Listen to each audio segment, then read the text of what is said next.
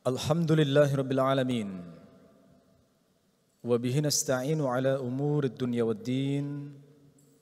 Wassalatu wassalamu ala sayyidil mursalin wa imamil muttaqin Muhammadin wa ala alihi wa sahbihi wa man tabi'ahu bi ihsanin ila yaumiddin. Allahumma salli ala sayyidina Muhammad wa ala ali sayyidina Muhammad.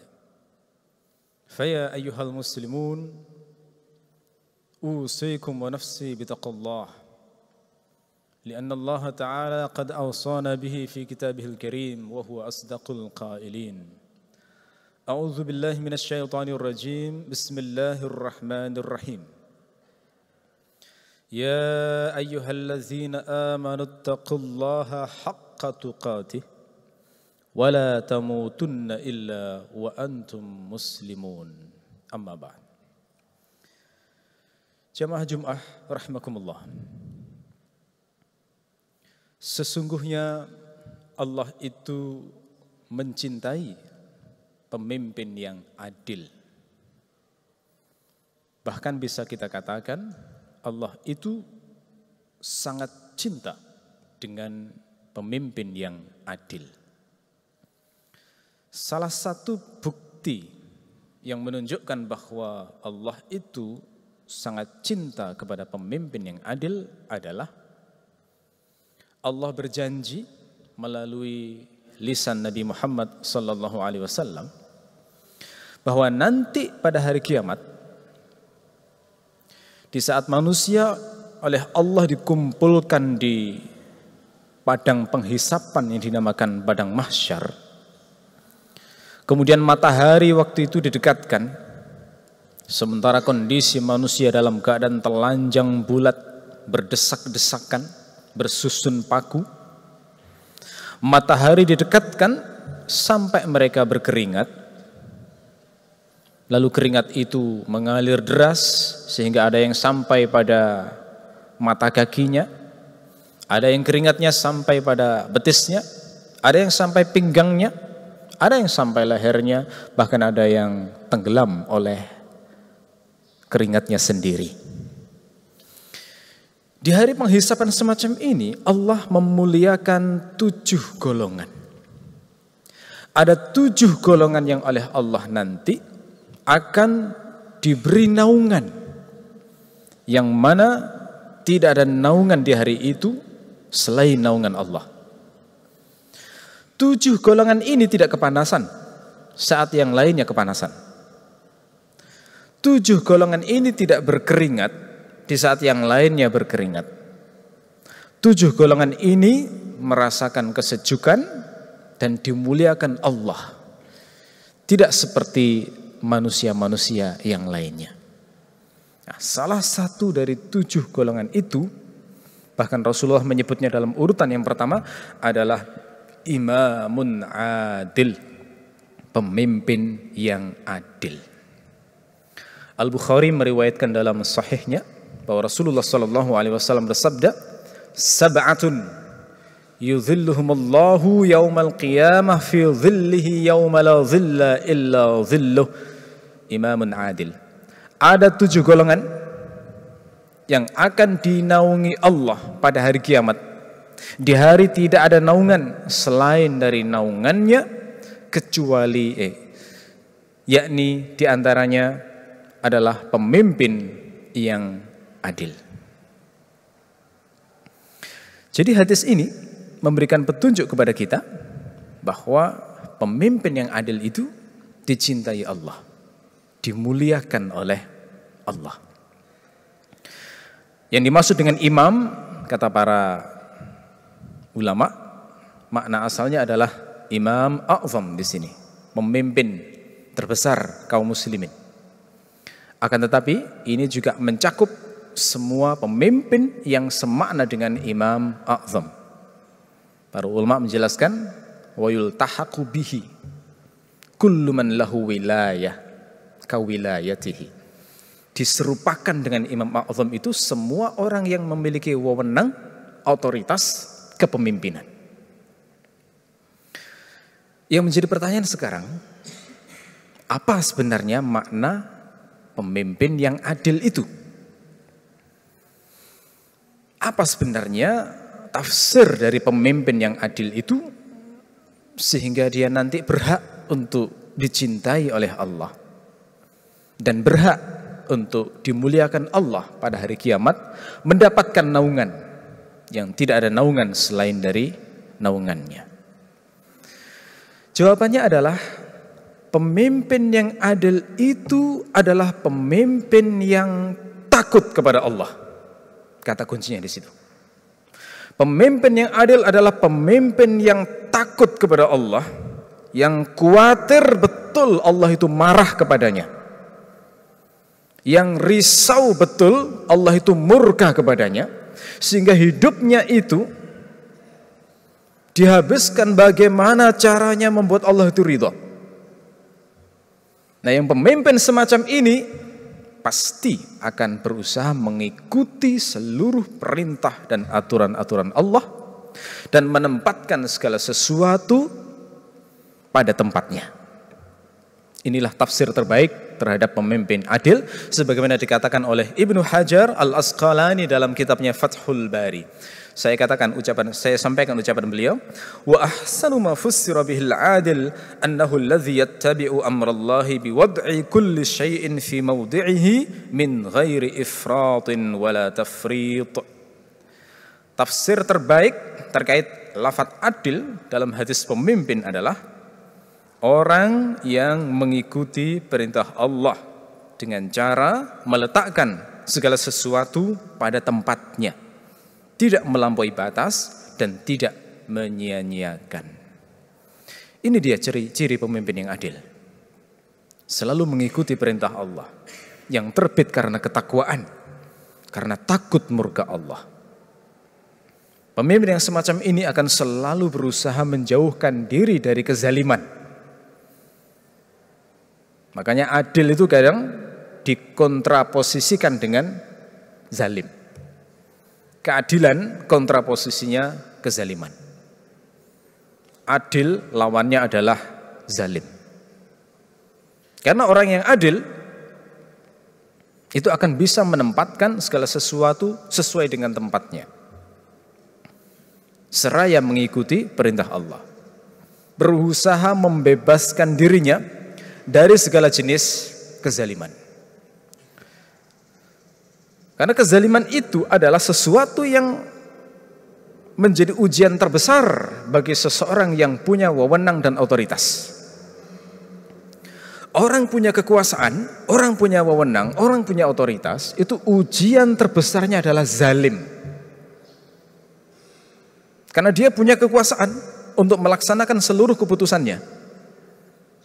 Oleh karena itu orang yang bisa menjauhi kezaliman, maka dia bisa dikatakan telah memiliki sifat yang adil. Pemimpin yang seperti ini bisa dikatakan adalah pemimpin yang adil. Kata adil ini seperti ringan mengucapkannya, tapi prakteknya luar biasa berat. Di Indonesia misalnya, kita ambil contoh misalnya soal pengelolaan tambang batu bara yang baru rame-rame beberapa hari ini misalnya. Kalau ditinjau dari sisi kebutuhan masyarakat, tentu saja batu bara adalah salah satu sumber energi yang memang dibutuhkan oleh masyarakat. Dia dipakai untuk pembangkit listrik tenaga uap, dan listrik digunakan oleh seluruh masyarakat di negeri kita. Faktanya di negeri ini, penambangan batu bara itu dilakukan oleh pengusaha-pengusaha melalui izin pemerintah. Dari sisi pengelolaannya, tentu saja itu perbuatan ma'ruf, aktivitas produksi yang bermanfaat bagi masyarakat. Tetapi kalau kita lihat bagaimana cara pengelolaannya, maka cara pengelolaan tambang-tambang batu bara ini punya potensi untuk zalim terhadap orang-orang yang lemah. Dan ini perlu diatur. Itu ujian terbesar dari seorang pemimpin. Ambil contoh kezaliman yang mungkin muncul dari tambang batu bara itu. Ketika sebuah tempat dikeduk tempat batu baranya, kemudian terwujud sebuah lubang yang besar, lalu air mengumpul, timbul danau di sana, sementara tempat tersebut dekat dengan pemukiman warga, maka itu sangat memungkinkan adanya anak-anak kecil yang bermain di sana kemudian tenggelam dan mati di sana. Itu kezaliman. Tambang batu bara yang menyebabkan ada kematian nyawa dan itu tidak diatur, tidak dijaga, itu kezaliman terhadap orang kecil. Penambangan batu bara memungkinkan juga terjadi pencemaran air bersih yang menyebabkan kebutuhan air bersih di area tersebut itu menjadi sulit terpenuhi dengan baik. Kalau sampai ada orang yang sakit atau bahkan mati karena pencemaran air di area itu, maka itu adalah kezaliman. Dan itu peran pemimpin untuk mengatur hal-hal semacam itu. Penambangan batu bara kalau tidak diatur lokasinya dengan pemukiman penduduk, ada sekian meter atau sekian kilo jarak minimal antara penambangan dengan pemukiman, itu bisa merusak pemukiman. Pengerukan tanah itu bisa membuat pergeseran, bisa menghancurkan rumah, membuat ambles dan lain sebagainya. Itu juga kezaliman. Ini contoh-contoh bagaimana yang namanya aktivitas semacam ini itu menjadi ujian dari seorang pemimpin. Bagaimana dia mengatur aktivitas tersebut supaya tidak menzalimi orang yang lemah. Nah, pemimpin yang takut kepada Allah ketika membuat aturan, itu aturannya adalah bersifat adil, berusaha mengikuti seluruh perintah-perintah Allah, merasa dirinya diawasi oleh Allah supaya tidak ada sedikit pun kezaliman yang dilakukan pada orang-orang yang lemah. Setelah dibuat aturan, kemudian kontrolnya. Di negeri kita saya kira sebenarnya aturan-aturan itu dibuat sudah lumayan baik. Mungkin ada beberapa hal yang perlu dikoreksi, tetapi yang sangat kelihatan adalah kontrol terhadap aturan tersebut. Karena orang-orang yang punya uang seringkali mudah sekali menabrak semua aturan dengan cara memberikan uang kepada pejabat itu, tak peduli yang dirugikan adalah orang-orang kecil, dan itu kezaliman. Pemimpin semacam ini tidak berhak mendapatkan sifat adil seperti yang disebutkan dalam hadis ini. Pemimpin yang takluk oleh suap, pemimpin yang takluk oleh uang, pemimpin yang takluk oleh dunia. Sangat kasihan jika ada rakyat kecil yang berusaha membela diri, meminta haknya, kemudian dia protes, demo, tapi dia malah ditangkap, dipenjara dengan alasan bahwa itu mengganggu proses penambangan dan lain sebagainya. Ini benar-benar tidak adil. Ini ujian pemimpin yang semacam ini. Contoh pemimpin terbaik yang pernah dimiliki umat Islam adalah Abu Bakar As-Siddiq. Saat pertama kali beliau berpidato, salah satu ikrar yang beliau katakan bunyinya begini: wal qawiyyu fikum dha'if hatta akhudhal haqqa minhu. Orang yang kuat di antara kalian ku anggap lemah sampai aku mengambil hak orang lain yang ia zalimi itu dari dirinya. Ini ikrar yang luar biasa dari seorang pemimpin. Abu Bakar tidak peduli. Orang kuat sekalipun, orang kuat itu kalau di zaman sekarang seperti orang-orang kaya, orang punya jabatan, orang punya posisi. Ini orang-orang yang biasanya tak tersentuh oleh hukum. Orang-orang yang kalau berbuat salah bisa dinego dengan uang. Orang-orang kalau berbuat salah bisa disembunyikan asalkan punya kompensasi dan pembayaran uang. Ini kalau zaman Abu Bakar tidak akan terjadi. Kenapa? Karena beliau mengatakan seluruh orang kuat dianggap lemah oleh Abu Bakar sampai dia mengambil hak orang lain yang ia ambil diserahkan kepada orang yang dizaliminya itu. Makanya di zaman Abu Bakar pemerintahannya berjalan dengan baik. Termasuk Umar bin Khattab. Ini contoh pemimpin yang adil dan bahkan sangat terkenal dengan keadilannya. Pernah suatu saat ada seorang anak Nasrani yang berlomba lari dengan putra gubernur di Mesir. Lalu anak Nasrani ini menang, putra gubernurnya kalah. Kemudian marah putra gubernur itu, lalu memukul si anak Nasrani ini. Anak Nasrani ini tidak terima dipukul, maka dia lapor kepada Umar. Jauh-jauh dia datang dari Mesir menuju Madinah hanya sekedar untuk melaporkan kezaliman yang ia alami itu. Apa yang dilakukan oleh Umar? Dipanggil gubernurnya, anaknya juga dipanggil. Setelah sampai di depan Umar, maka Umar memerintahkan untuk diqisos, dibalas sesuai dengan kezalimannya. Tidak peduli meskipun anaknya gubernur. Bahkan Umar itu juga ingin memukul bapaknya juga, karena dianggap tidak becus mendidik anaknya supaya anaknya tidak zalim kepada orang lain. Ini contoh bagaimana keadilan yang dimiliki oleh Umar bin Khattab, salah satu teladan besar dalam Islam terkait dengan pemimpin.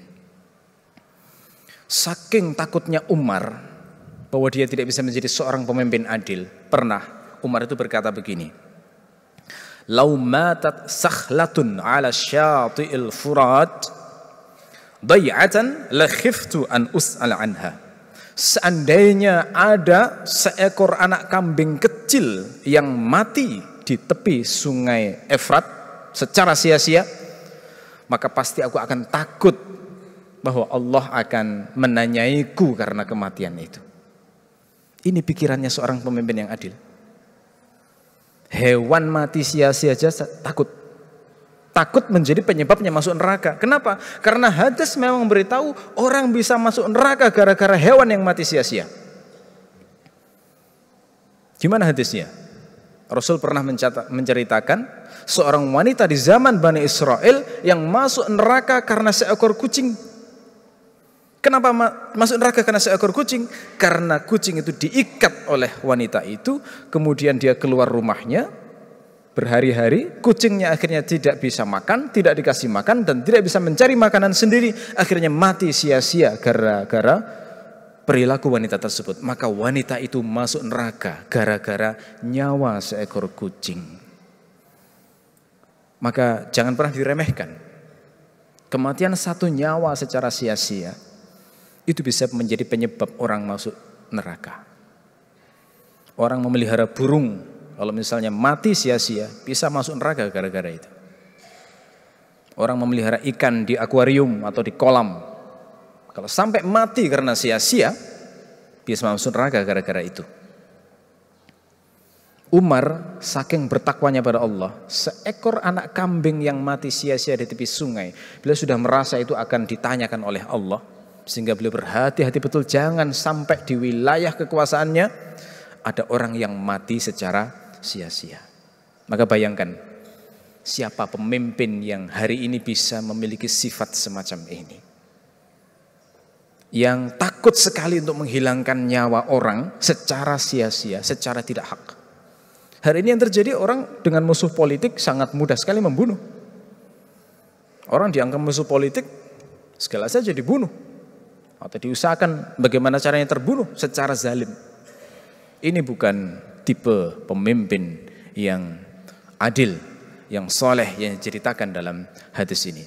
Semoga Allah merahmati pemimpin-pemimpin yang adil, dan semoga Allah memberi kita anugerah pemimpin yang adil. Barakallahu li wa lakum fil Qur'anil azim wa nafa'ani wa iyyakum bima fihi minal ayati wa dzikril hakim wa taqabbala minni wa minkum tilawatahu innahu huwal ghafurur rahim.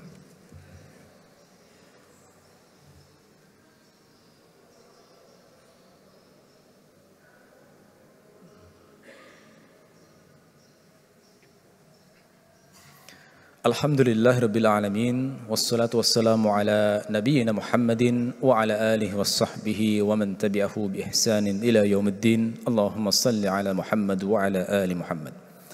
Jamaah Jumat rahimakumullah. Hari-hari ini adalah hari-hari yang masih terasa suasana panas akibat pemilihan umum di negeri kita, dan suasana panas ini sudah ada sebelum hari ini dan sebelum hari pemilihan itu. Masing-masing kubu berkampanye dengan cara yang bermacam-macam, ada yang masih etis, ada yang sudah keluar dari etika, dan bahkan keluar dari akhlak Islami.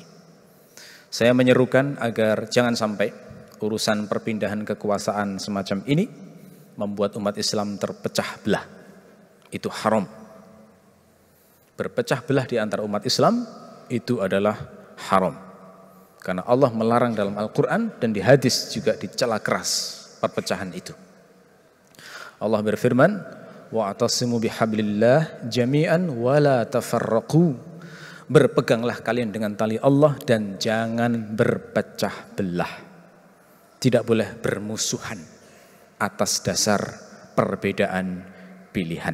Jangan sampai silaturahim terputus gara-gara perbedaan pilihan. Harus selalu ingat bahwa orang beriman itu diikat dengan satu ikatan yang tidak akan pernah putus seumur hidup, yakni ikatan akidah Islamiyah. Akidah Islam, ikatan iman. Rasulullah juga pernah berpesan kepada sahabat-sahabatnya bahwa iblis itu sesungguhnya sudah putus asa untuk disembah di Jazirah Arab. Tetapi iblis belum berputus asa untuk mengadu domba umat Islam. Itu ujian yang paling berat, yang harus diwaspadai. Karena namanya perpecahan, pertengkaran, perselisihan, itu yang akan menyebabkan kelemahan umat Islam. Marilah kita tutup khutbah Jumat ini dengan bersama-sama berdoa. Semoga Allah merahmati umat Islam, menyatukan hati-hati mereka dan menjauhkan semuanya dari godaan syaitan. Allahumma salli ala sayyidina Muhammad wa ala ali Muhammad wa sallim radhiyallahu tabaraka wa ta'ala an sadatina ashabi Rasulillah ajma'in walhamdulillahirabbil alamin. Allahumma ighfir lil muslimina wal muslimat wal mu'minina wal mu'minat al ahya'i minhum wal amwat innaka sami'un qaribun mujibud da'awat ya qadiyal hajat ya arhamar rahimin. اللهم اغفر لأمة محمد اللهم أصلح أمة محمد اللهم ارحم أمة محمد اللهم أصلح ذات بينهم واغفر لهم وارحمهم وآفهم اللهم إنا نسألك علما نافعا ورزقا طيبا وعملا متقبلا اللهم حبب إلينا الإيمان وزينه في قلوبنا وكره إلينا الكفر والفسوق والعصيان واجعلنا من الراشدين. عباد الله إن الله يأمركم بالعدل والإحسان وإيتاء ذي القربى وينهى عن الفحشاء والمنكر والبغي يعظكم لعلكم تذكرون ولذكر الله أكبر أقم الصلاة ربنا ربنا يا ربنا ربنا يا ربنا